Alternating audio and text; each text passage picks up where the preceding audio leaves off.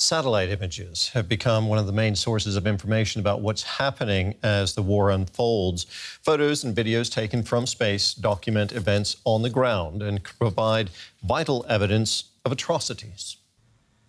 Images like this one, showing the destruction of Mariupol, are providing crucial insights into Russia's war in Ukraine. Satellite technology has become a game-changing tool in documenting atrocities. This is Mariupol before the Russian invasion there. This is how the city looked afterwards. Mariupol's theatre, where hundreds of civilians were sheltering before a devastating airstrike. The word children is written on the ground on either side of it. As this next image shows, that did nothing to deter the attackers. These are just some examples of how satellite imagery, often captured by commercial companies, is helping investigators pinpoint what's happening on the ground. When Russian troops withdrew from the city of Bucha near Kiev, Ukrainian forces discovered streets lined with the bodies of civilians.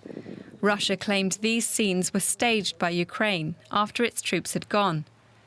But a satellite image showed what appeared to be bodies lying in the street nearly 2 weeks before the Russians left the town. It showed how these pictures can also provide evidence of potential war crimes.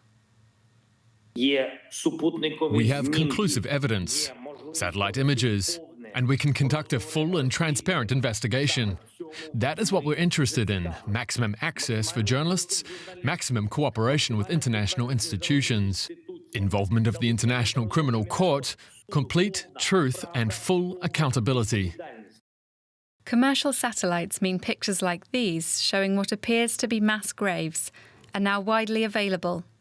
It's changing the way war crimes are investigated and could prove vital in Ukraine's efforts to hold perpetrators to justice. Let's bring in Frank Ledwidge here. He's our regular military analyst and joins us now from Oxford in the UK. Frank, how important are these satellite images for investigative teams that are looking into potential war crimes in Ukraine? Well, Terry, good morning.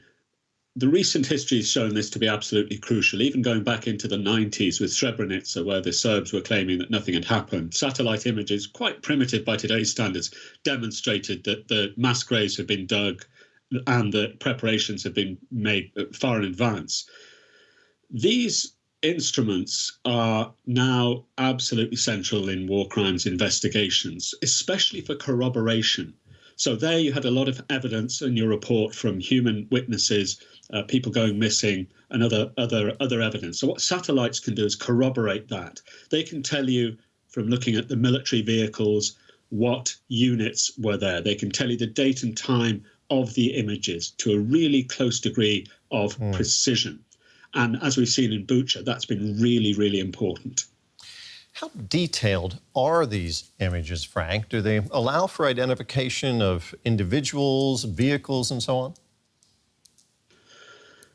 Civilian satellites have resolutions of, which are the ones that you saw there, the images, of about 15 centimetres. And that's if it's refined. It takes quite a while to get down to that. So, and usually it's about 30 centimetres. And that provides a great deal of detail. What it can't do is tell you the identity of individuals, but it can tell you that people are there, usually what they're wearing, colours and so forth, again, with a little bit of work. Military satellites are getting to the point now where you almost could recognise people down to 5 centimetres resolution. And it's worth saying, by the way, that military satellites and civilian, if they use what's called synthetic aperture radar, they can see through clouds, although the resolution there is considerably less. So the answer is you can get to a pretty severe degree of accuracy. Now, your expertise is military analysis. Talk to us about the military value of satellite imagery for the two sides in this war.